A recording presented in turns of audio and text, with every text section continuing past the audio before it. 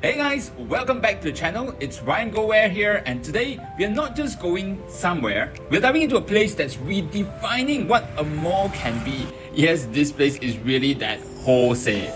Located at the chaotic, historic and energetic part of KL, Pudu, this place is an oasis of art, culture and community tucked away on Jalan Robertson, featuring creative community hubs, art galleries, boutique retail space, boutique bookstores, cultural centers, and artisanal cafes that will make the Instagrammers want to flock to this place.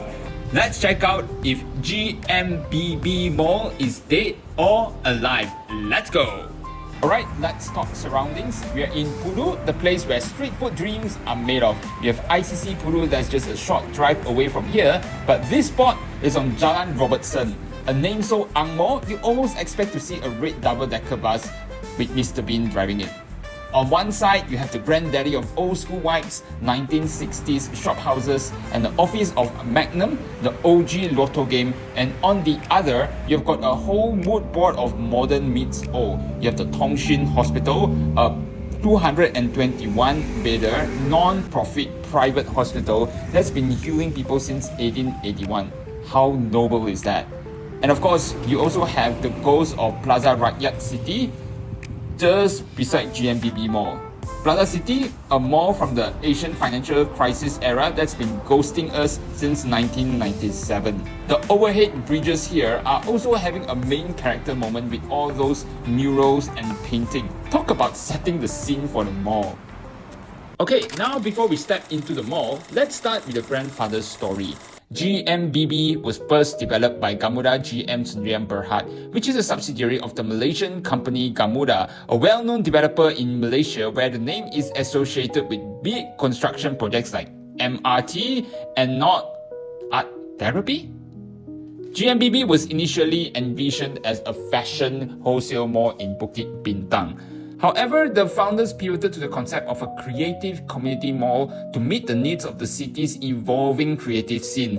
The new vision was influenced by successful art-centric spaces in other countries, such as the 798 Art Zone in Beijing and PMQ in Hong Kong, and their keen observation of Malaysia's need for physical spaces where local creatives, artists, and artisans could thrive. Any of you have been to those places I mentioned before? How do they look like compared to GMBB? Do share your experience down below. So in 2024, they launched GMBB, a place with over 100 artists, artisans and visionaries. Basically every KL artist LinkedIn profile in this one whole building. And yes, a slew of ever-changing exhibitions and pop-up events add to the buzz. It's a whole vibe. Alright, let's check out the mall. First off, coming in here, I would say the layout itself, if you're looking for creative here, it's not in the architecture, definitely. It's a big squarish block with escalators right in the middle. From the top, it kind of looks like a giant, very artistic chimney which stretches on for 9 levels. But hey, it's efficient. This isn't where you'll find your typical mall staples. No Sephora, no H&M, no Zalora, no generic luxury brands. The only familiar face here is Jamaica Blue, and even that feels like a bit of a plot hole. Coming into the parking is a whole experience by itself. You can see the logo of GMBB Mall, but before you drive there, you have to make a split-second life-altering decision whether to turn into the basement. It's that acute. It's like when you see your fuming wife charging at you after you forgot to take out the trash again. Kinda like that. The first 2 hours are $3, then a ringgit every half hour, maxing out at 10. Yeah, I guess that's basically the market rate here for Pudu. As soon as you walk in here, the creative nature just slaps you in the face. You have a cloud kitchen here, and then when you come up onto the ground floor, all these art pieces on display. I wish I was smart enough to understand the deeper meaning behind them, but for now, I'm just going to say it's very conceptual. What makes GMBB special is the curation itself. It's not just random. You've got pioneers like Five Arts Center, a place that's been pushing theatre boundaries for decades. And then you have Fusion Wayang Kulit, which, like its name suggests, is where traditional shadow puppets hang out with Star Wars and DC superheroes, and they even have He-Man in here? Wow! Any of you guys still remember He-Man cartoons? And not only that, there's even a section where they show you all the instruments needed to make the puppet show. So practically it's like a museum, but like a really cool, non-boring museum with no entrance fee. Okay, so what can you actually do here in GMBB? Since there's no luxury brands whatsoever, no groceries, well, you won't be coming here to shop till you drop, unless your drop is from carrying too many artisanal goods lah, or books. The bookstores here are a hodgepodge of niche titles like the Museum of Picture Book Art and Hikayat Fandom. You'll find plenty of cute handcrafted things here as well. You've got your stickers, jewelry, coasters, keychains, and miscellaneous. And check this out! Anyone who grew up in the 90s, dang, I just gave away my age, remembers these animal lanterns from Mid-Autumn Festival, right? They were the ultimate status symbol back then. If you're a couple looking for a fun date idea, GMBB, I believe, is basically a DIY project wonderland that is destined to improve your relationship. The storefronts here are all about making stuff. You have Wagashi, where you can make and even eat your own creations, or Lipstick Diary, where you can make and wear your creation. We were here on a Saturday and the workshops are just buzzing. There are many of them. It's the perfect place to drop in, get your hands dirty, and maybe learn a few crafts. But otherwise, this is a super cool thing that I believe only GMBB Mall has.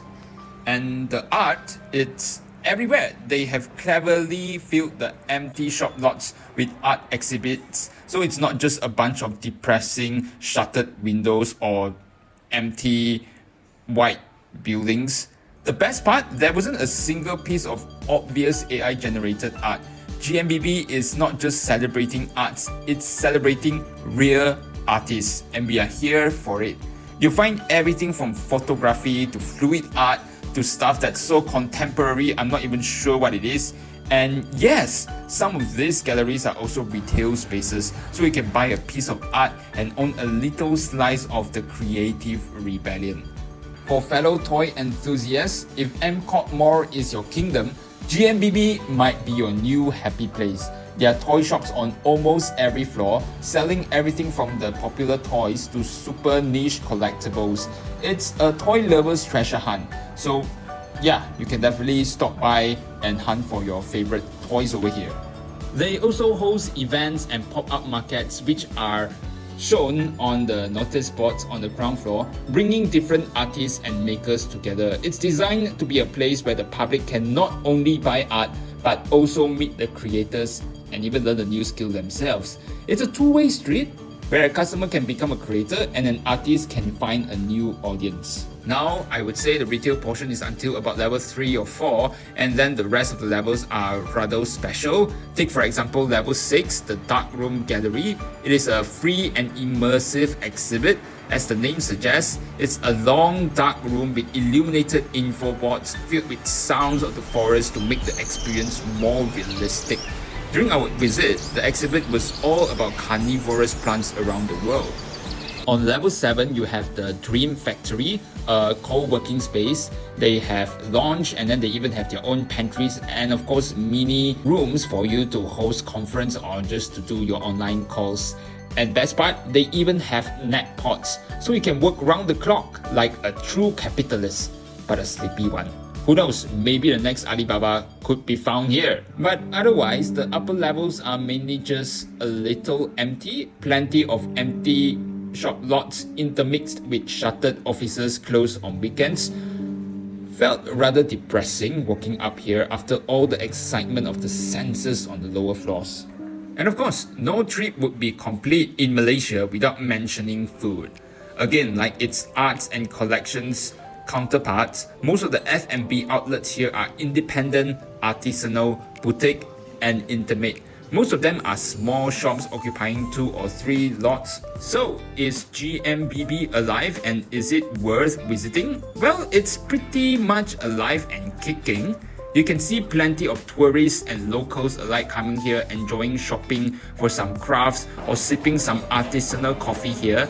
And worth visiting? Well, let's say if you are tired of walking the many generic malls around KL city centre with all its generic brands, then GMBB could be your breath of fresh air. You can come here and get some real souvenirs and not junks at touristy places like Central Market or Petaling Street. Even if you are not buying any souvenirs, you can take a walk down the many art galleries which are all free. Yes, that's music to us Malaysians' ears. No door fees. Come on down to GMBB, discover your new favorite artists, learn a new craft, or just soak in the incredible atmosphere.